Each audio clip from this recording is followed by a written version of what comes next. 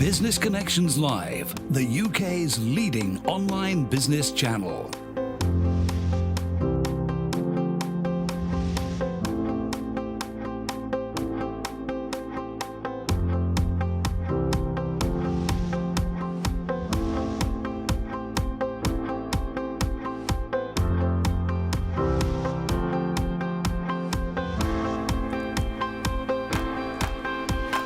This is Business Connections Live with Steve Hyland. Hello there, welcome along. This is Business Connections Live, the program for entrepreneurs, SMEs and business owners. Now, on today's show, we're going to be talking about cybersecurity and data protection. Where is the weak link in your business? We're all talking about GDPR, of course, at the moment. We all understand there's something afoot at the moment. There's a lot of things that we're going to have to maybe change, or are we, within our organisation over the coming weeks. But how secure is your business? And actually, how secure is your personal data and your infrastructure that's around you? With me today, we've got a fantastic expert in the studio. It's Dan May. He's smiling here. Dan May, Commercial Director from Ramsack. Dan, lovely to have you with us today on the programme. Tell us a little bit, first of all, so that we get a feeling for who Ramsack are. Who are Ramsack? So Ramsack, we make IT simple, so we outsource technology. So predominantly in the SME sector, we work with organisations that want to outsource the management of their physical IT estate, and in larger organisations, we outsource particular skills gaps. So we work with organisations to manage and support technology. Let's get right to the crux of the matter. Just how secure are we when it comes to data security these days in general? Do you think large businesses, big businesses are getting it right? Are small businesses getting it right? Or is there a great big question mark out there and a big from a lot of business owners? I think there's a big in truth. So to put it into context, cybersecurity is a major issue and it's here to stay. So, and this isn't just PR spin from an IT service provider. Because you would say that I would anyway, say that. Yeah. But actually, GCHQ, for example, who I consider to be fairly impartial, lists cybersecurity as one of only 4 Tier 1 threats to the UK. So to put that into context, GCHQ puts cybersecurity alongside war, terrorism and natural disasters as the 4 biggest threats to the UK. It's estimated by the government that it costs UK SMEs £29 billion a year in the UK alone when cybersecurity goes wrong, so when there is some kind of cyber theft. So it's a major issue. How prevalent is it, do you feel? We were talking about this outside. It's actually, the impression I got from you is that your feeling is that either we're sloppy or it is very prevalent. I think it's very prevalent. The FBI famously say that there are 2 types of organisations in the world, those that have experienced a cybercrime and those that don't know that they have. UK statistics bringing that home, again, Cabinet Office reckon that 75% of SMEs were affected by some form of cybercrime last year. Now, of course, it's a scale. There's some very high-profile crimes that tend to make the headlines and major financial losses, or major data breaches, such as the recent sort of data breach that was announced from Uber, the cab company, or a couple of years ago from TalkTalk. So some of it, which is one that everybody remembers. That's the one that everyone remembers. So some of it can be really high-profile data loss, but there's some relatively small level cybercrime happening every day, every few seconds, and there will be an organisation that has either data hacked or money stolen through fraud, basically, committed via some kind of internet-connected device. Are you saying that there's very little actually we can do about it, and it's just the way things are going to be? Not at all. It is the way things are going to be, but there's an awful lot that we can do about it. So it's just the new modern threat. If you take your home as an example, you would say, well, there are criminals that walk the streets of every town and village in the United Kingdom, so our homes are at risk of car theft or the house being broken into, windows being smashed, vandalism. You wouldn't suggest that there's nothing you could do about that. We take sensible precautions with our physical possessions. We get alarms on our cars, we put burglar alarms on our houses. Normally just after they've been broken into. Well, quite. and the same is true of technology, of course. Probably the best protected businesses are the people that have just been burnt. But there's definitely things that we can do. the threat is definitely here to stay. It's an inevitability. We live in a connected world. We joked outside about, is the safest thing just to disconnect your data from the internet? Well, yeah, it would be, but an organisation wouldn't survive these days without being sort of connected to the outside world. So organisations have just got to do something about it. And for me, it's about understanding how serious this problem is and then creating a culture of good cybersecurity and good staff awareness. Which leads us on nicely to staff awareness. Where do you see as an organisation when you go in there? You can obviously patch up holes in the security of the technology to a certain extent, and as you said, no business is going to be immune to this. Correct. But is it the technology that is the weakest link, or are there other factors out there? I think technology is at best 50% of the solution. If you just take a step back, I think there are three types of cybercrime. We like three types. Three types. So cybercrime happens, I think, in three ways. The first is a physical attack. So it's a hacker. It's a malicious attempt to take information or intellectual property from an organisation. That is all about the physical IT infrastructure, and that things can be done to protect the IT estate through good use of firewall technology, anti-malware technology, whatever it might be. But the other two forms of cybercrime are phishing, so an email attack that attempts to deliberately defraud money out of an organisation by encouraging them to do something that they shouldn't. Or third is negligence, actually. The third type of data theft is people just doing silly things, and that could be as simple as leaving an unencrypted laptop on the underground. So for the latter two, it's not about technology, it's all about the humans, it's the people. We call it the human firewall. It's what people are doing that unwittingly is giving out sensitive information. And for me, the solution to that is all about having that culture of cyber awareness and good training. I was going to say to you, are we all a little bit blasé to it? For instance, I asked you earlier on if you had a Facebook page. You said yes, you did.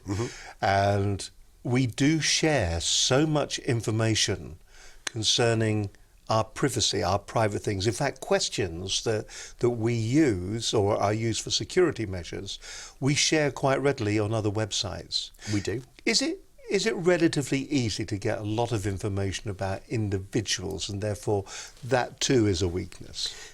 Definitely. So let's take phishing as an example. So a phishing fraud is an email that is sent to you asking you to take a step that is going to basically put your data or perhaps financial resources at risk. So 10 years ago, a phishing email was as unsophisticated as an email from your humble servant. Your humble servant in Ecuador who wants to transfer some money, as part of an estate settlement. And can you open your bank account?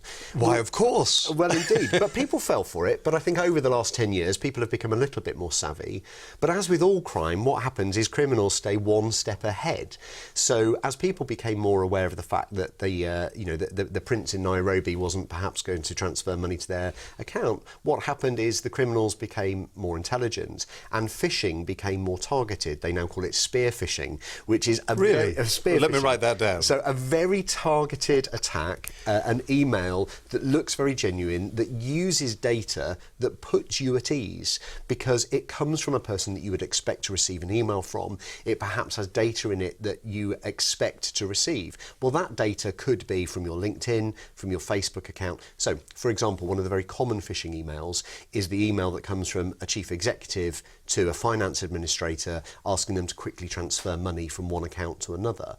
And the spear phishers, the criminals, will have gone onto your LinkedIn profile. They'll know your given name, so they'll use the sort of tone of language and the name style that you would use in your communication. They would know through your LinkedIn contacts who the person in your organisation is that deals with finance, and they would spoof an email that looked really genuine. So suddenly, instead of becoming this very sort of wide net, a la the prince that wants to transfer money out of an African country, it suddenly becomes a very targeted spear phishing attack that looks, to all intents and purposes, to be genuine.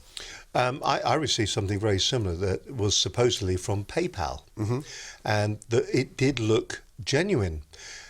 How do you identify them? How do you realise? Is it a case that we just got to be on our toes all the time? Is there a way that we can look at maybe who it's from, where it's from? Are there things that just scream at us, or should we just be overly cautious all the time? So yes, I think we should be overly cautious all the time, if I'm honest. And I think one of the things that we have to do in cybersecurity is breed a culture of scepticism, unfortunately. But there is also a non-technical answer to some of this, and it's about the systems and procedures that an organisation can put in place. So let's go back to that spear phishing example, where an email looks, to all intents and purposes, to be very genuinely an instruction from a trusted source, say your chief executive. An organisation should have a system in place that says, well, I'll never transfer money to a new account on the say-so of an email alone. Even if that email is from the senior person in the organisation, there will always be a process of either a written form or a telephone call that accompanies it. So it's kind of that sort of, I don't know, dual authentication process, if you like. So technology is the source of the problem, but it's not the only answer. There's actually some good old-fashioned human processes that need to be. Do you mean in we'll place. have to talk to each other? I'm afraid we might, yes. But we're seeing it right across the board, aren't we? I mean, here we are, we're talking about SMEs, but even in larger organisations, the banking industry, it must be a huge problem for them. The fact that to make certain that, A, they're talking to the right person, and the person at the other end of the phone knows that they're actually talking to a bank. Absolutely, and of course there's forgetting about commercial fraud, just talking about banking fraud and thinking about our own older relatives, for example. Culturally, we're quite a trusting culture, I think. I think we genuinely believe most things that people tell us, and I think we have to instill this sense of caution. I think institutions have a role to play in this as well. I had my own personal experience on Friday, actually, where I received an email from my bank who are dealing with a mortgage transaction for me at the moment. And frankly, the email for me had all the hallmarks of a phishing attack.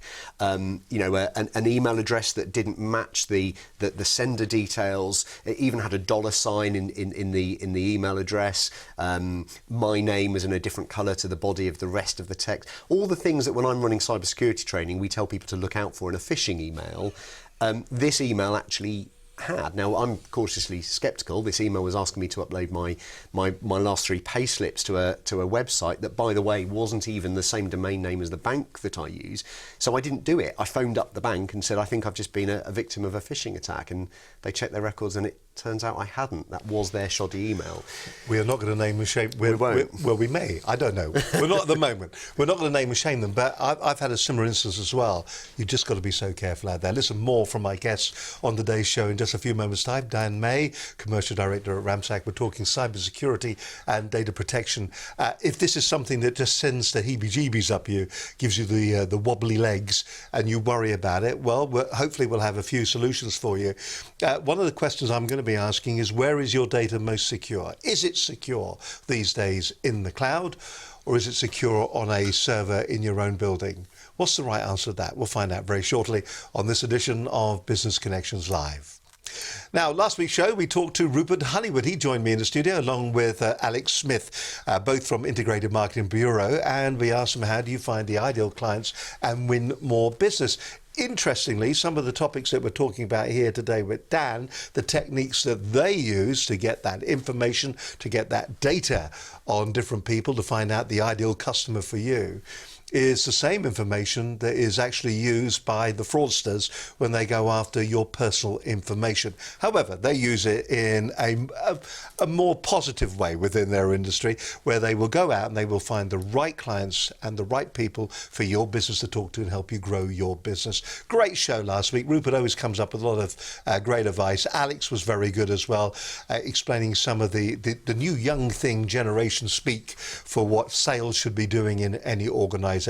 If you missed last week's edition of the programme, can I just remind you, here's what happened on last week's show on Business Connections Live.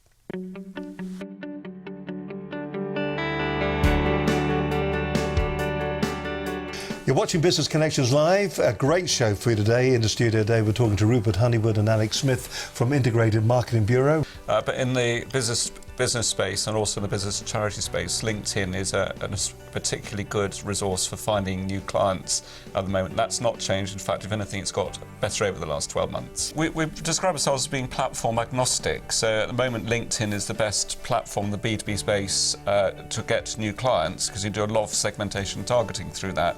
But obviously, there are new incumbents coming along all the time. But in real terms, fortunately, LinkedIn have been doing an awful lot right over the last 12 months. So rather than risking alienating their customers or their members, if anything, it's attracting even more. So it's still a rapidly growing network. In terms of new sales leads, is forgetting the phone, is forgetting the kind of the tactics of the phone. We find, especially in our business, we recommend to customers quite a lot getting back on the phones and actually phoning our customers to getting to know them properly again. So obviously through LinkedIn and through different social media, these are great to initiate the conversation and to initially spark that bit of interest. The thing I find the problem with, although social media has a great thing in terms of we can access it whenever we want, so we can reach hundreds of thousands of people now, whereas a telephone is obviously quite specific to one person. The problem with that, though, it's not very friendly, it's not very personable to someone, so especially if you're selling either a consumer good or even something to solve an issue within a company. Social media is great for that initial engagement, but to truly sell someone a solution and provide that solution thereafter, you need to be getting face to face, you need to be getting on the phone, so you can truly identify what someone's actually after and what someone actually needs from their product. And I don't think you can get that personal feel through social media. It just doesn't provide the foundation for that at all. And what we find a lot of the time, for example, LinkedIn is a really good case in point. There's 23 million people on LinkedIn in the UK alone now, and even if you threw away 5 million of those, or just assume they're fairly dormant profiles, there's still 18 million people. But the challenge is, if you're trying to reach, you really need to understand your market and the people you're trying to reach, because in real terms, otherwise you're trying to dilute your effort too much. So by actually segmenting and honing down, that suddenly makes everything much more achievable, much more. With ourselves, there's really 3 distinct steps. So it was part of the social selling blueprint. So the first part is helping our clients to identify the right type of lead, and we could do that through LinkedIn, but also we've now got access to over 5 million business records as well. We then plug in what we class as a prospect nurturing process, and that's really a 6-step process. And the final part really is to do with the sales optimization piece, where we start to hand those opportunities over to our clients to close more business. One thing I would say, I noticed in some companies, especially this depending on the size, it's not possible, but is to encourage managers to keep doing the same roles as the people that they are managing. Simply so that each day the team not only see the managers doing the same job they are, but so that they can truly understand how the team is performing and how they feel throughout the day. Especially for sales teams that are either cold calling or spending a lot of their days speaking to clients and calling, the managers then truly know how the team is feeling, and only then they can truly advise and lead in the right way. I think the nice thing is because of what we do as a service, we can go in help our clients much more, because where they are not so well trained from a sales point of view, because if we can provide a really good flow of leads where people are asking to have sales-based conversations, the dynamic completely changes. So rather than being a sales call, it's much more of a consultative type of approach. Hello, I'm Alex Smith. I work for Integrated Marketing Bureau as a sales and a partner. The key takeaway, I suppose, is every walk of life that you go into, remember that you're speaking to actual people. So whether it's face-to-face or whether it's on a telephone or a computer, remember, these people are like you, they have feelings, they have emotions. Whether that's in a sales environment or whether in a professional environment, try and think about it from someone else's point of view. Don't just answer on your kind of ideas. Think about it from someone else's point of view, how your words will have an impact on someone else, and then take that back into either a professional environment. And like I said earlier on, when it comes into sales, don't just sell something, provide a solution based upon what they're feeling. So qualify someone properly and really make sure that you're providing a solution, not just selling for your own benefit. Well, I can only complement that. Obviously, what I would say is stick to the 3-step social selling blueprint. Remember to focus on lead generation, prospect nurturing, sales optimization. And Steve very kindly said I could give a little plug. This is a book which we produced recently on how to find potential clients on LinkedIn. I have to say Steve was a great help with this, because we had previously appeared on the show. We've turned that into a transcript with a how-to guide. And basically, if anyone wants to contact us after the show, just email me at rupert@integratedmarketingbureau.com, I'll be pleased to arrange to get one sent in the post to you. Really great show last week. If you do get an opportunity, do watch it. Rupert Honeywood there and Alex Smith from Integrated Marketing Bureau. And if you do get an opportunity, watch the entire program. You'll find it at the website. By the way, if you're watching the show at the moment, you think to yourself, wow, this is a fantastic way to get a message over to my customers. Wouldn't it be great to have a show just like this? Listen, if you are sending out a newsletter at the moment on a regular basis, why don't you turn your readers into viewers? Engage with them, because that's what this is all about. I was reading a very interesting article over the weekend, demystifying the rubbish around brevity. There is no need for brevity, actually, in videos or in any correspondence. What you're actually after is engagement. And if you can engage with your clients, engage with your customers, doesn't matter how long your videos are, they will watch them all because they are engaged. Last night, because it's a Monday and we're live at the moment, I watched Vera. How long does Vera go on for? She goes on, what, 2 hours, is it? The program's on last night, along with the ad breaks and everything else, and they go on forever. But do you know what? I watched every last bit because I was engaged from the beginning to the end. And by the way, if you want to figure out who is the criminal, who is the guilty party in Vera, I'm going to tell you everything right now. I'm going to tell you right now. I am going to tell you. Stop it now. Watch out for the person that appears very early in the programme in a very small part. That's the guilty party. I've come to notice this over the last couple of weeks. So you mark my word, you watch it next week and you will see who the guilty party is. Listen, if you want a show like this one for your business, for your organisation, why don't you get in touch with us here at Business Connections Live? It's dead easy. You can drop us an email. This really is our email, by the way, on the screen right now. studio@businessconnectionslive.com. Better still, pick up the phone. Let's have a word. 01784 256 777 is our telephone number. You can speak to either myself, Steve Hyland, or to the lovely Linda Bazant, who we'll be seeing a little bit later on in the programme. You can have a word with her. You can follow our stream of consciousness on Twitter at BCL Business TV. Thank you very much. Do leave your comments and do respond and retweet and like them and do whatever you need to do on the Twitter platform. Also, you can watch the programme as well on Facebook. That's changing, isn't it? We'll have to do a promo on Facebook in the next couple of weeks, but you can go to our Facebook page. But the best place to go is straight to our website, where there are over 250 hours of great business advice for your organisation, for your business, for your entrepreneurial venture, where you can get advice on everything from raising funds all the way through to sales techniques and marketing. Just go to our website at businessconnectionslive.com. You're watching Business Connections Live. Lovely to have your company with us, as always, here today. I've got a great guest, and we're talking about a very important subject for businesses these days. It is cybersecurity and data protection.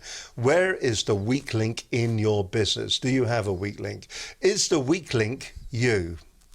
It's a question you've got to ask yourself. A lot of people say, I am the weakest link in this business. Dan May is commercial director at Ramsack. You're not the weakest link in your business, are you? I hope not. it's what they say behind your back, isn't Perhaps, it? yeah. There's always some worry. We've kind of alluded to it. It's the weakest link. You said earlier on, 50% of it is the technology. We can sort that out. The other 50% is our processes. Is actually the weakest link the flesh and blood that sits behind the keyboard? Almost certainly, yes. So, and it starts right from the top. So it starts from the senior management in an organisation, really working out what their approach is, what their attitude towards cybercrime is. So if I use an example of health and safety, okay, not a particularly exciting IT type buzzword, but 40 years ago we introduced the Health and Safety at Work Act. Corporate, deaths in the workplace have fallen by 90% as a result of the Health and Safety at Work Act. Unfortunate word there, nice pardon. Exactly. But the point is health and safety isn't really something we consider as optional anymore. As an organisation, if you start a firm, you cover the basics. You think about the risk assessment of your building. You think about making sure you've got adequate fire protection, fire marshals, first aid training, and etc. It's just a cultural norm, and employees expect it. If you see a training cable across an office, you don't need to have been on a health and safety at work course to know that you should just move it or report it. And that's what organisations have to do with cybercrime. We've already talked about the prevalence, 75% of SMEs being hit last year alone with some form of cybercrime. So right from the top of an organisation has to deem this as being a corporate priority. The government are investing £650 million a year into cybercrime within industry, so they see it as a really high priority. Organisations have to think, okay, well, I'm going to really question the IT advice that I'm receiving, and make sure that I'm getting good advice. They've got to really question the investment they're making in the physical protection. But then they've got to think about staff training. They've got to think about the awareness piece for organisations. And do you know what? Time and time again, we'll say to organisations, how seriously are you taking this threat? How much are you talking to your staff about it? And they'll say, well, our lawyers came in or our HR consultants came in and they wrote an IT usage policy, and that's section 15 of our employee handbook. And we talk to all our staff on induction, on day one of their employment, about our staff handbook. So yeah, we've done it. When they're still going, where's the coffee machine? Exactly. And it's not acceptable to leave it as a document that sits on the shelf, and let's face it, no one really reads their employee handbook unless they want to work out whether they're entitled to some more leave. I think it's got to be, I keep coming back to the word culture, but it's got to be cultural within an organisation. But is it because we culturally now are more familiar with the technology? We were talking before we came on air today that your children, for instance, you see 18-month-year-olds going up to the TV set and swiping the screen of the TV, expecting the channel to change, and that is so true. I've got a 13-month-old grandchild, and he is as adept at using the iPhone, maybe more so than I am, and is it that familiarity? If you're using something each and every day, that because it's so familiar, it's like when you get in the car, you drive your car without thinking nearly. You're aware, but how did I get here? It's nearly that kind of approach to technology these days. I think it is, yes. I think that's a very good point. I think and we've got two ends of the extreme in the workplace, haven't we? We've got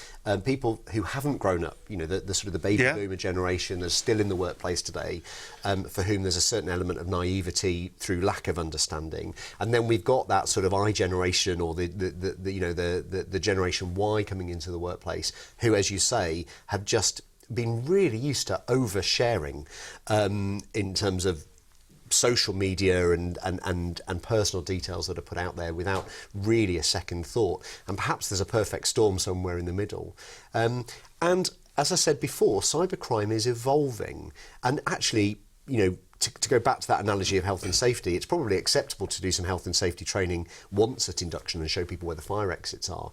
But with cyber training, the threat changes all the time as criminals keep one step ahead of the techies that protect the exposed fault or weakness in a system. So the training has to be ongoing. We've got to be making people aware that at least once a year there should be a training session for staff, or if staff have a period of absence, maternity leave or long-term sickness, when everyone comes back into our workplace, we should be bringing them up to speed with what the latest tricks are that fraudulent users of the internet are using. What about the basics? Passwords, for instance, how many people are still using QWERTY as a password, or password 123? I mean, you're a security guy, you're seeing it. Just how prevalent is that?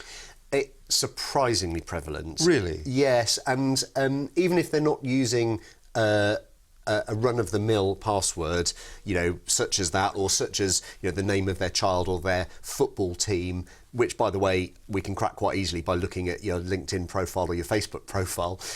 So even if they are using something more complex, what we also see is people that either use the same password for everything, or that just never update a password. Let's just stop there for a moment. They use the same password for everything. If you do that, what are you opening yourself to? Well, there's been some really high-profile data thefts over the last few years. So we mentioned the Uber cyber breach. There's the TalkTalk cyber breach that was quite famous a couple of years ago. What people are doing when they're taking data from those big organisations is they're profiling you. They're trying to get as much information from as many sources as possible to say, well, I know a little bit more about you now. I don't just know your first name and your email address. I've now managed to steal the next level of data. So let's just say that's your password. So if I steal your password for your Uber account, what are the chances that that's the same password that you've used for your internet banking, for your online mortgage application, whatever it might be? So the risk is, if I crack your password once, have I then got access to all 20 different sites where you've used that same password? Crikey! And you've seen that, haven't you? Oh, yes, and of absolutely. course with Twitter, we share a lot. Facebook will tell you when the birthday is. It'll tell you when somebody's mother's maiden name is. Exactly. In some cases, some of the pictures will show your address. Exactly. You've just got to be just so wary of all of this. So we're putting data out there, and it's amazing when we go into an organisation. One of the first things that we normally do is we do an IT health check, and it's not just looking at cyber; it's looking at all parts of their technology use. But cyber is definitely a big part of it. And it's really simple for an organisation to put in a policy that enforces a user to change their password, say, every 6 weeks, to something that they haven't used in the last 10 password iterations, and that has something more complex than just a string of letters, that has that mix of upper and lower case and digits or special characters, for example. But often it's the C-suite in that organisation that are kicking back saying, "Oh, honestly, sorry, the who? The C-suite, the chief executive, Oh, really? the chief I've financial never heard officer, that before. The C-suite. The C-suite is the senior managers in the organisation that will sometimes kick back and say, "I really don't want the hassle of having to remember a new password every 6 weeks or every 8 weeks." But it is the first line of defence. It's the chub lock on the front door of your house. The password is that can be the weakest link. Or one of the weakest links, the door into your system. And it's such a simple and, frankly, free policy to put into place is to make people think about password security. Any words of advice on password security? We've heard about these managers, these password managers that you can get. They come from some of the security companies like Norton. They'll have one. Yeah. There's LastPass. Are these a good idea? And is there any advice you would give to businesses that maybe are thinking about using one of these and about how they use them? I think that the online password tools are a very good idea. It's a double-edged sword, isn't it? The more you encourage people to have different passwords for every different site that they interact with, and the more complex you suggest those passwords are, and the more frequently you ask them to change them, the chances are people are going to worry that they're not going to remember them all, and then we get the situation where people start writing passwords down on post-it notes and sticking them to the screen of their computer. We see that more than you believe.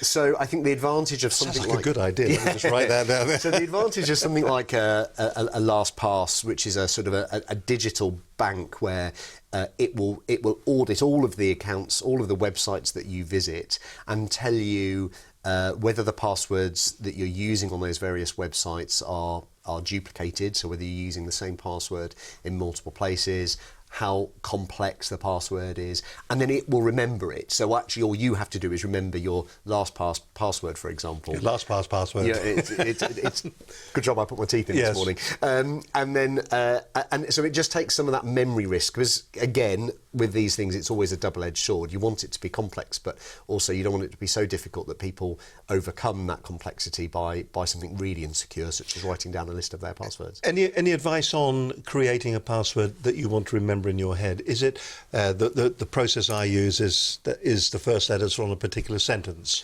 Yeah, I think that I use that. I think that's good. And in terms of automated password attacks, the more characters you've got in a password, the harder it is for a computer program to break into.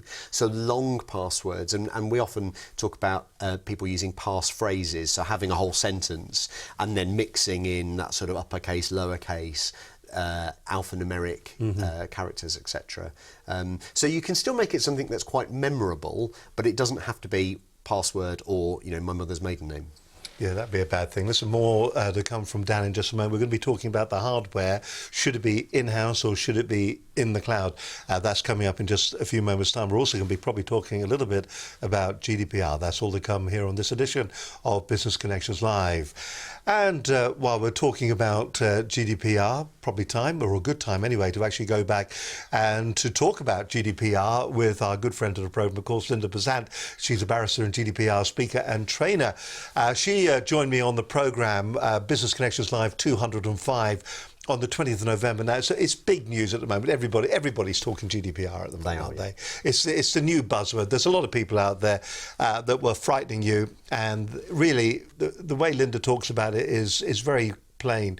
We've had data protection for a number of years. This is just really upgrading data protection. It's bringing data protection along with the technology that is out there at the moment. But it's going to have benefits to all of us as well. But I think there will be a little bit of pain in the interim period. Now, one of the areas that a lot of people get confused about is what is marketing consent? What is marketing consent and what does that mean when it comes to GDPR? Just to give you a quick reminder, here is Linda Bazant from Business Connections Live 205. Linda Bazant, lawyer and GDPR consultant. And really, with regard to GDPR, the General Data Protection Regulation, which comes into force on the 25th of May 2018, as I said before, you've already got data protection. And what you need to do now is look at what the new rules and regulations are going to be, check the rules and regulations that you've already got in your policies, and make sure that you have updated them. And most importantly, train your staff to understand GDPR. GDPR will become the same as health and safety. Your staff must live, eat and breathe GDPR in the same way that they live, eat and breathe health and safety.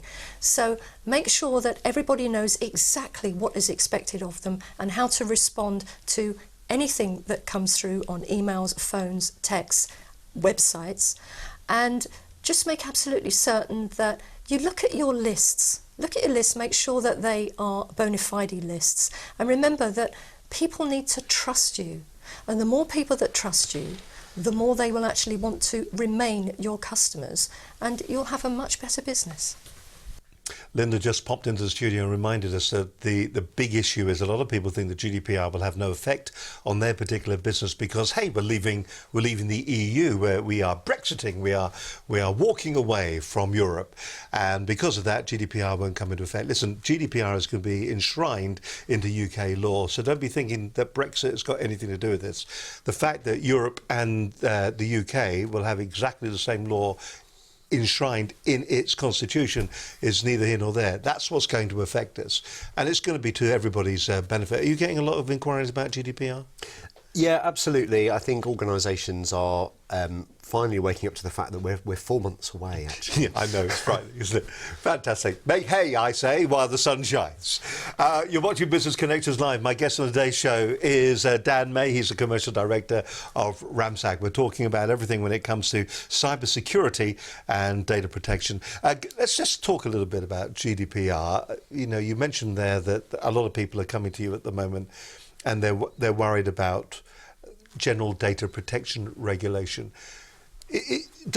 That and cybersecurity really do go hand in hand, don't they? Absolutely. I think one of the things, one of the challenges with GDPR is people are really focusing on, well, who can I carry on marketing to? So how am I getting data? Can I use this email database of 20,000 email addresses that I've been using for the last 10 years? And I think that's where a lot of organisations are really focusing their GDPR preparation.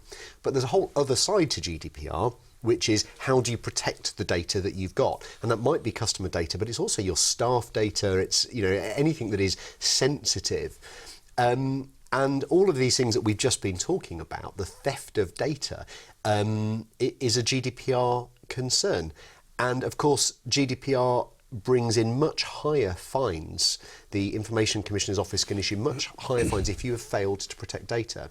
So we've mentioned a couple of times already that famous TalkTalk data breach of a couple of years ago. If that was to happen this year, or later this year, I mean, that would be catastrophic practically for them. Well, yeah, I mean, the ICO issued the largest fine it had ever issued to TalkTalk at the time, but the ICO currently has a cap of £500,000 that it can fine an organisation.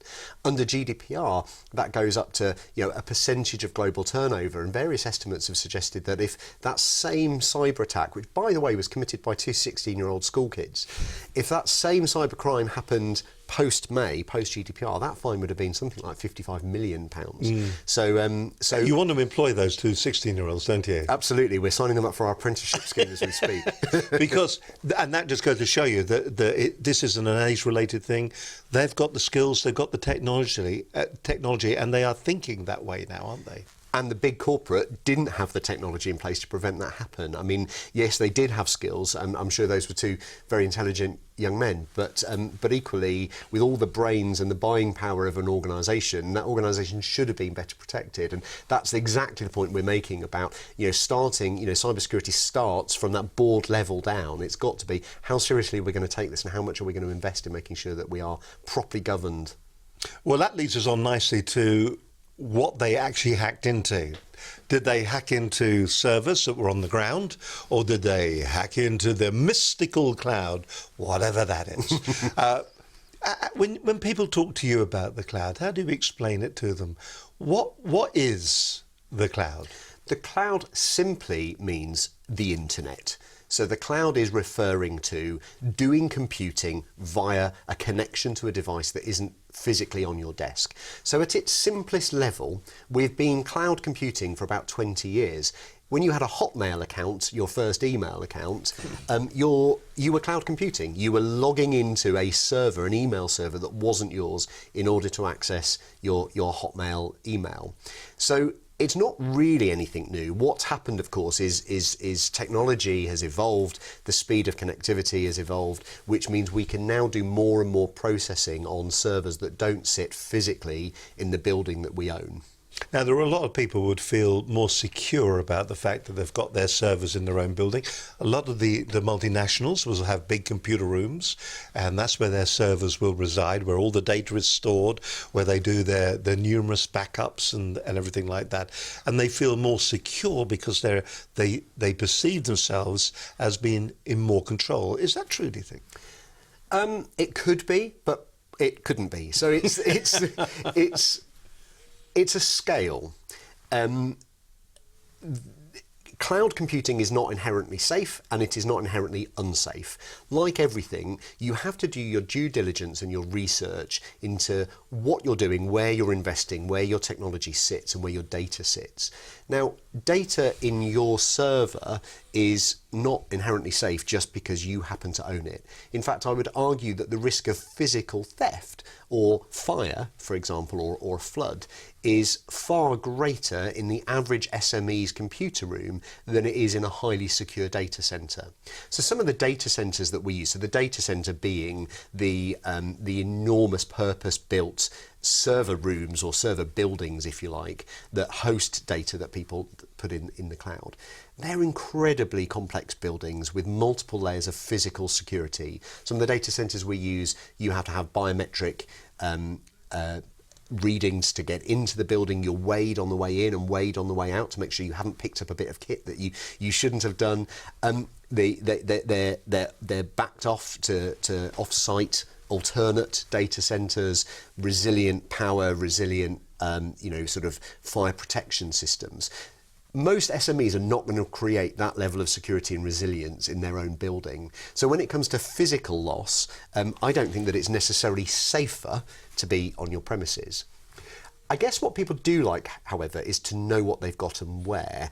And there is a danger in people's minds associated with just setting up a cloud computing account and then thinking, but I don't know where that physically sits. And not all data centers were created equally. I could be an IT consultant working out of my bedroom with a data center in the cupboard under my stairs. Mm-hmm. So really our advice is around doing your due diligence. If you're investing in one of the big providers, so Microsoft or Amazon, for example, then the chances are you're probably working with a decent state-of-the-art data center.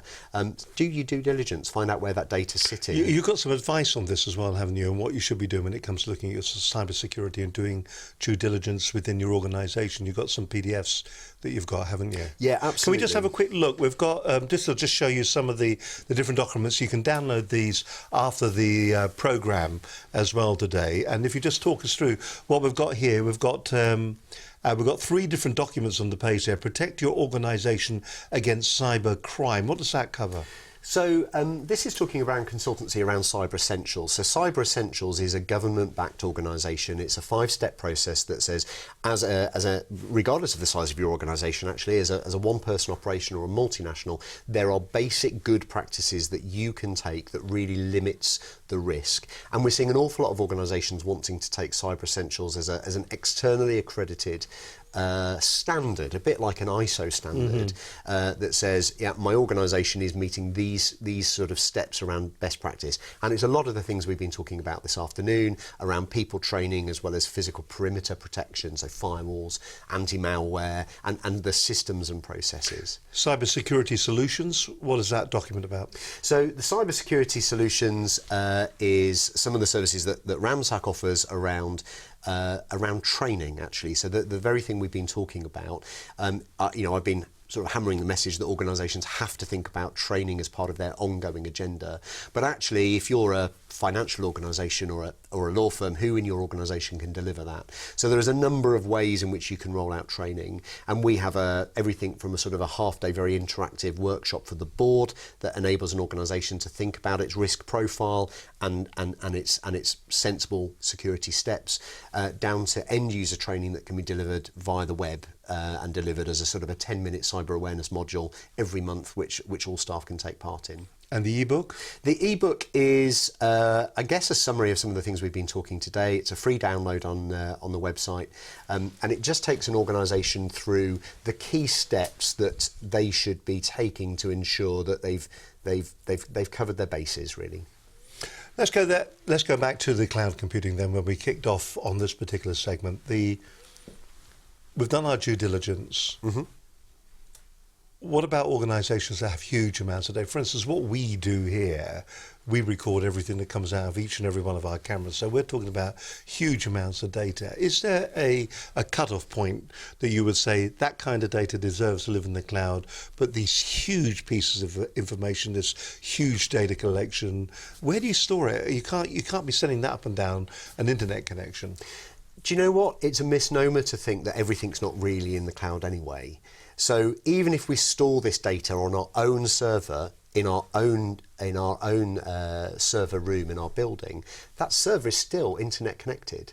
So it's still available. The emails that we send, email is inherently cloud technology. It's passing internet connections to go from one building to another, or multiple layers in between. So it's actually an artificial thought to say that just because my data is on my server, it's completely exempt from cloud risks. If it's connected to the outside world, there's a cyber risk associated with it. So cloud is kind of clouding, so to speak, the picture in terms of people thinking that it's inherently safe or unsafe. It's what data have you got and how are you securing it? And just because you've put data in the cloud, by the way, doesn't mean that you don't have to take those core basic principles. Cloud servers still need to be patched and updated regularly. You know, the core bit of advice from any cybersecurity well, I guess the two core bits of advice from any cybersecurity expert will be password policy and keeping machines patched and updated. We saw the big WannaCry outbreak last year that took down massive parts of the NHS because of old software that was no longer able to be patched and updated. People think that just because their servers are in the cloud that box is ticked. Well, it might be, depending on the service provision that you bought into, but you might have a virtual server sat in a data centre that you are still responsible for patching and updating, and that you should be monitoring. So just because it's not in your building doesn't mean it goes away. And of course, legislation is going to be coming in where it become, I don't know whether it's a criminal offence or not, that if you do not take the appropriate action to make certain that your software is up to date and has been patched, you're therefore liable. I'm sure Linda will jump into the studio at any moment and go, actually, no, the law is this. But we've got to be very aware. If you're running Windows XP, you're probably on the side of the law at the moment. Well, the risk is the reason that software should always be patched and updated is organisations such as Microsoft, but all the big software houses, release their patches and updates to fix known flaws and vulnerabilities in a system. So, as I've said several times already this afternoon, cybercrime is about keeping one step ahead of the criminals, or in fact the criminals staying one step ahead of us, probably. So a vulnerability will be exposed and the software manufacturer will put in a fix that covers the vulnerability that they've realised. What happens when we start using old technology, and the use of XP is, in the NHS was an example, is that technology is really very old now, and for a long time, Microsoft have said, well, it's not supported anymore.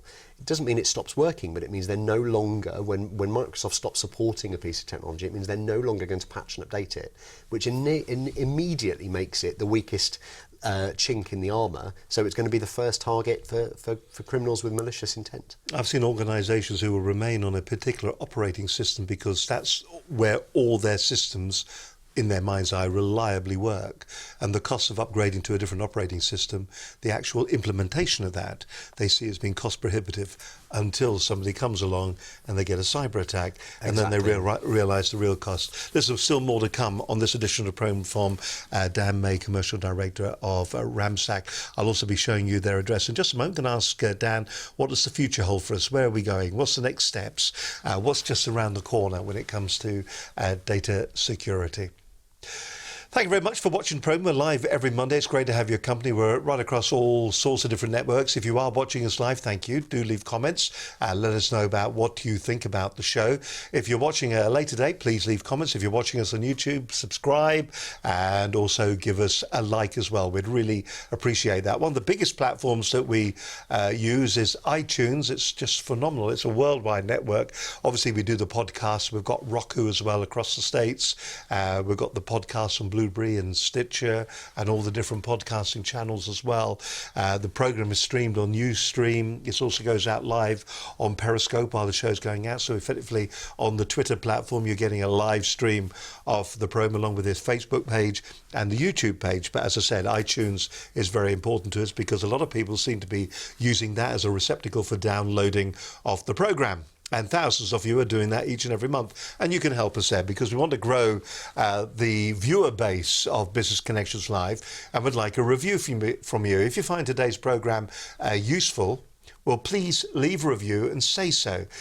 Go onto your iTunes, download the program, leave a review, say how useful you found it was, and the analytics on iTunes will then actually recommend the program to other people who are watching similar business-type programs. Go to your iTunes account and go into the tab that says ratings and reviews. It's dead easy to do on your website.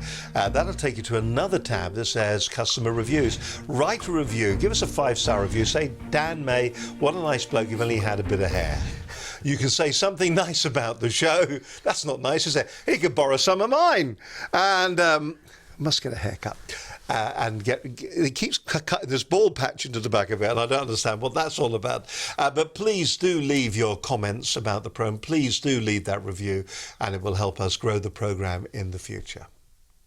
You're watching Business Connections Live. My guest on today's show is Dan May, he's the Commercial Director of Ramsack. If you want to go to their website, let's just have a quick gander right now.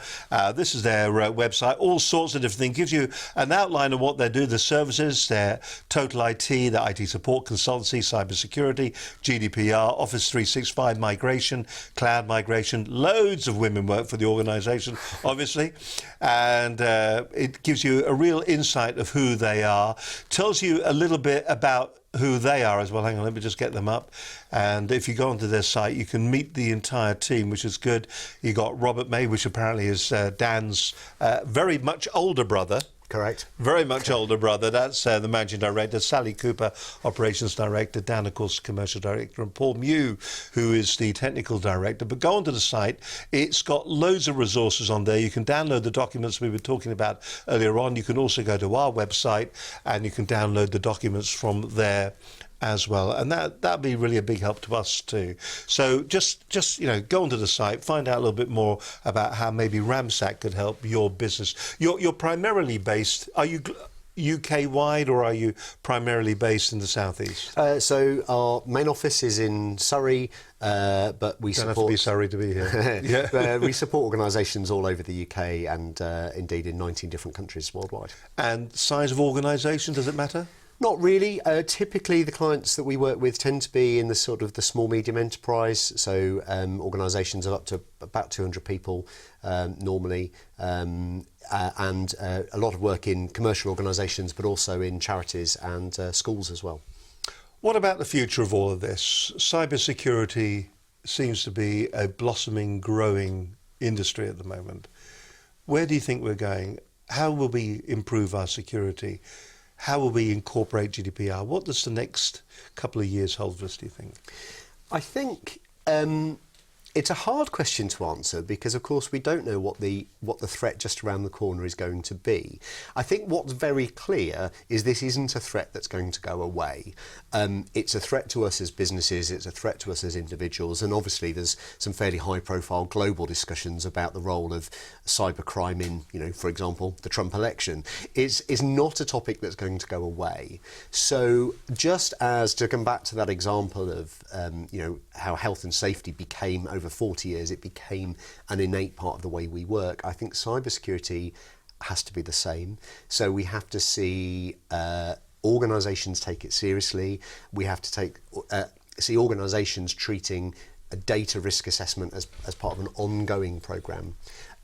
Staff training has to be continuous because you have to be making people, perhaps unlike health and safety, the risk of an accident in most workplaces doesn't change from the days at the office. Isn't it? It is fairly consistent. Because you said there 40 years ago, over 40 years, the threats increased, but really the difference, the last 40 years we can put is what? Is it a couple of months? Is it a couple of days? It seems to be accelerating at such a rate. It really does. So, I've worked in the IT industry for 20 years and we were talking about cybersecurity back then. We were talking about antivirus software and as businesses became internet enabled, we started to talk about firewalls and virtual private networks and things like that. I think in reality, what's been really shocking looking at our own help desk statistics is just seeing the impact over the last 4 years in particular of the number of cases that get logged by our clients around data theft or financial theft. And I have to say, inevitably, the first question that gets asked is, why didn't my IT department protect me from doing so? But coming back to the sort of the human impact, it's that argument that you could have the greatest alarm system and the greatest lock on your house, but if the last person out in the morning forgets to shut the front door, then all of that was a wasted investment. So it's that continued focus on people, processes and systems. It's not just about the tech. And is there any... The question I was going to ask you, while you were talking about that, we hear about Windows. We have all these different pieces.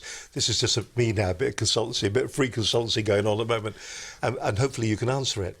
But we've got things like Norton antivirus, we've got AVG antivirus, McAfee. We've got all of these that are just all sitting there at the moment, and we think to ourselves, yeah, we put those on. And yeah, I've read somewhere that actually they're saying now the inherent ones that are in Windows 10, is just as good as all those.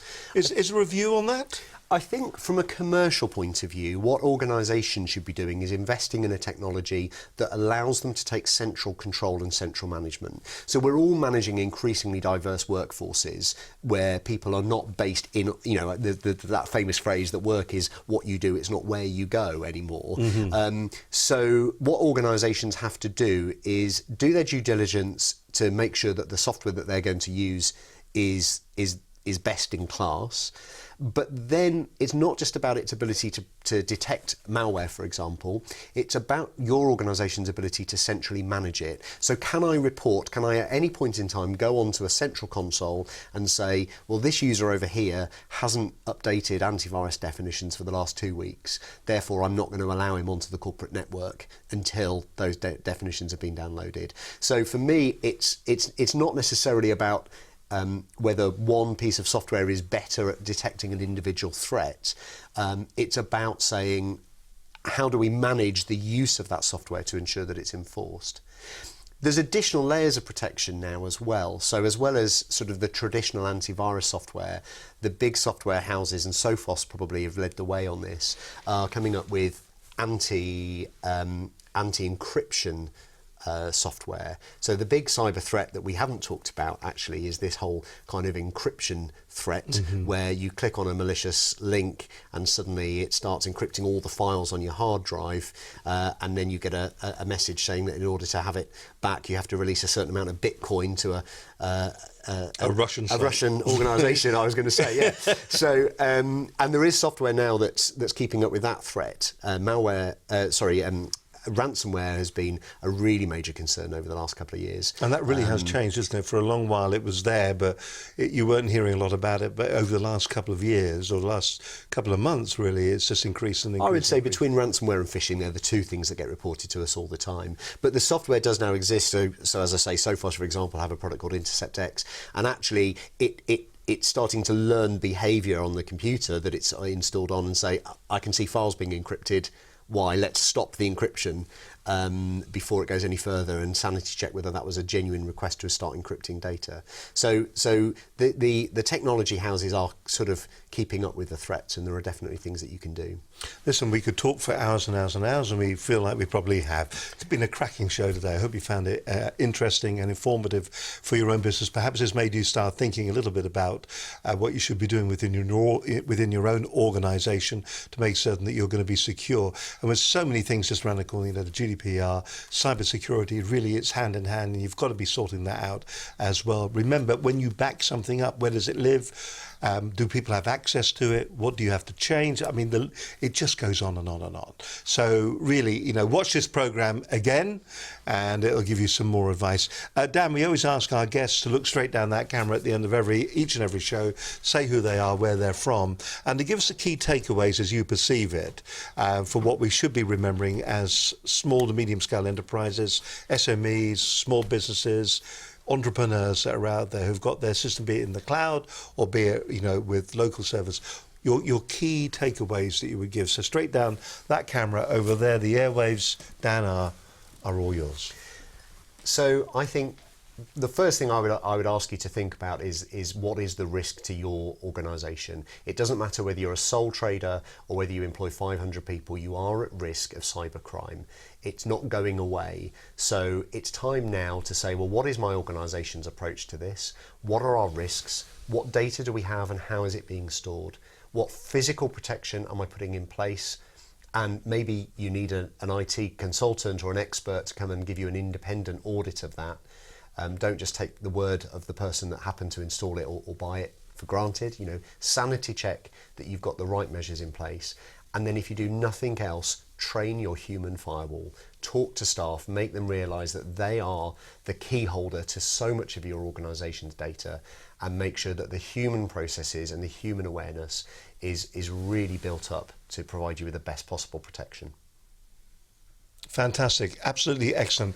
And if you want to find out more information or download those particular PDFs, you can simply go along to either Ramsack's website, which is ramsack.com, or if you wish, you can go along to Business Connections Live and you'll be able to download all those PDFs from our side as well. I'm afraid we will ask you for your password. No, we won't. We'll ask you for your email address so that we can. And your mother's maiden name. And your mother's maiden name. And what are the other key things that we should be asking for? Oh, the town that you were born in. Town you were born in. Yeah, it's all there. Don't worry. Just fill it all in. Don't worry about the information. We'll keep it completely safe. It's nothing to worry about at all.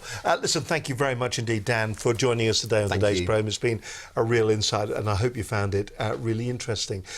So then what we've got lined up for you over the next couple of weeks, well, on next week's edition of the programme, we've got Stefan Thomas. He's the author of Business Networking for Dummies and Instant Networking. Good to have Stefan back. I think we spoke to Stefan, God, it must be nearly 2 years ago we had him on the programme. Networking, a really intrinsic part of any business growth. You're going out there, you're talking to somebody. If you were one of those kind of people who walks up to somebody and go, give us your card, can I sell you this? Then you are doing networking wrong. Stefan will give you some real insight in how you should go about it, doing it more professionally, doing it correctly, and actually end up getting more leads from it, because it's about creating relationships with people. What's that all about then? Coming up on future editions of the program, who we got lined up here? Peter Liner, he's the chairman of ABLE, A-B-L-E. Jerry Brown, the customer life guy, will be back on the program again, talking about the customer experience. We've got David Richards from AA Drive Tech. He'll be on the program talking about fleet management when it comes to the cars in your business. And Emma Taring of the Marketing Matrix will be joining us in the program on how you can go about putting some really coherent marketing plans together for your business. Don't forget, you can sponsor the program. Do get in touch with us here at Business Connections Live. But until we do it all again, from the pair of us here, Dan and myself, have a great week. Bye for now.